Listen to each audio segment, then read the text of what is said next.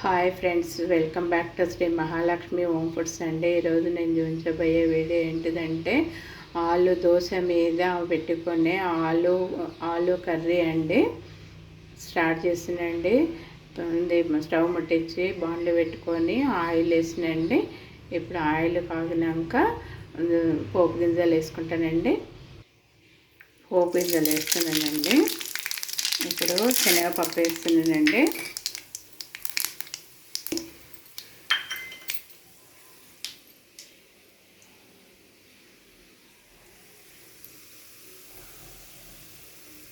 ఇవి వేసినాక తర్వాత ఆనియన్ వేసుకున్నానండి.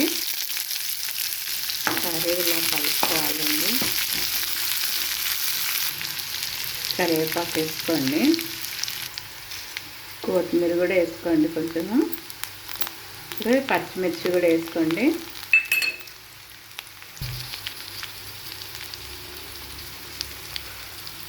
పసుపు వేసినండి.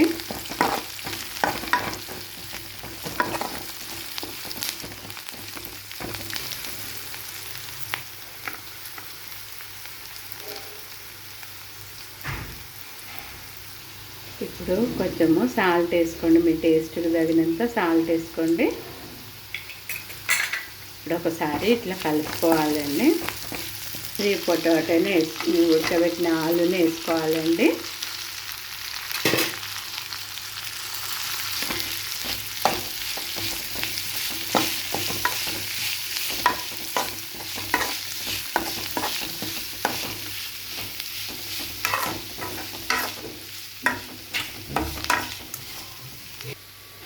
ఇట్లా ఒకసారి మంచిగా ఇట్లా కలుపుకోవాలండి.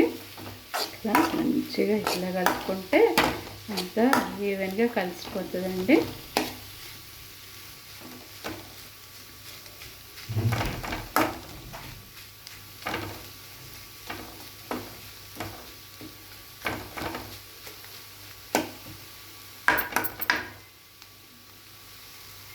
అంతేనండి.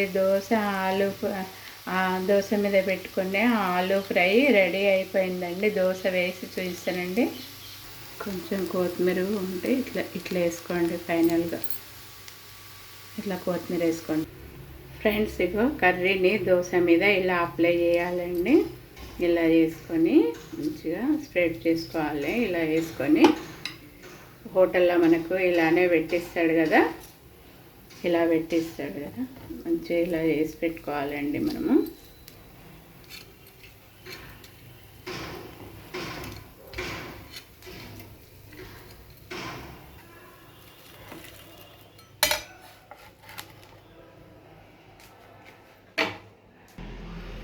మన దోశ ఎలా వచ్చింది, ఈ దోశ కూడా బ్యాటర్ని ఎలా ఈ హోటల్ దోశ టైప్ లాగా ఈ బ్యాటర్ని ఎలా రెడీ చేసుకోవాలో ఆ వీడియో మన ఛానల్లో ఉన్నది. నా అప్లోడ్ చేస్తానండి. నా వీడియో చూసి మీరు కూడా ఇలా వేసుకోండి. నా వీడియోకి ఒక లైక్ చేయండి, షేర్ చేయండి, సబ్స్క్రైబ్ చేయండి. బాయ్.